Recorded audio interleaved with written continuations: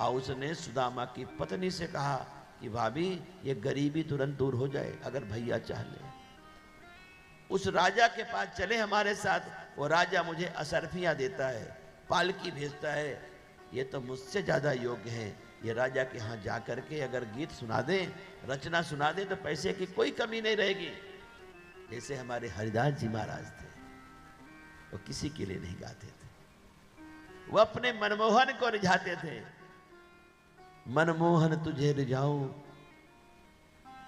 मैं तुझको लाड़ लड़ाऊं। ये भाव किसी किसी का होता है भगवान के लिए। जो अध्यात्म जगत में है उनका तो भाव यही है, और जो संसार को रिझा रहे हैं अच्छे अच्छे गीत गा के, उनके भाव में केवल अर्थ है।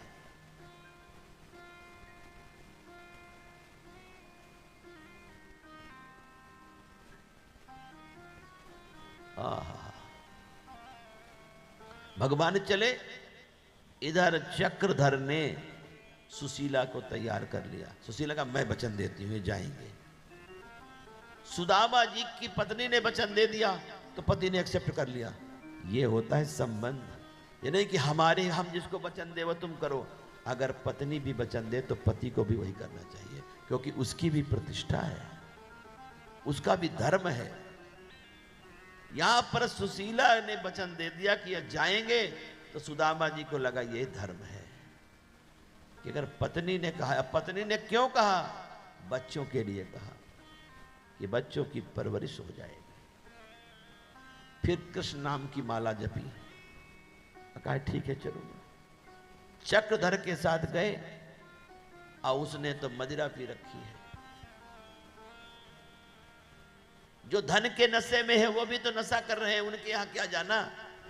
और उसने धन का भी नशा है और मधु का नशा भी है, भोगों का नशा है। अगल बगल सुंदरियां बैठा रखी हैं, शराब की बोतल है, नशे में धुत है। सुदामा जी को लगा वारे संस्कार भारत के, ये राजा होते हैं जिनको मर्यादा का ज्ञान नहीं है। ये ब्राह्मणों के सामने कैसे रहना चाहिए, प्रजा को क्या उपदेश देना चाहिए।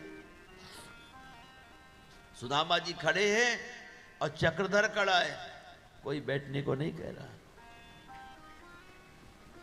जैसे बृहस्पति एक बार गए थे इंद्र की सभा में, वो नाच देखने मस्त था, बृहस्पति चले आए वहां से। जहां पर स्वागत नहीं होता वहां जाना नहीं चाहिए। सुदामा जी खड़े, उसने कहा मैं चक्रधर। अच्छा चक्रधर,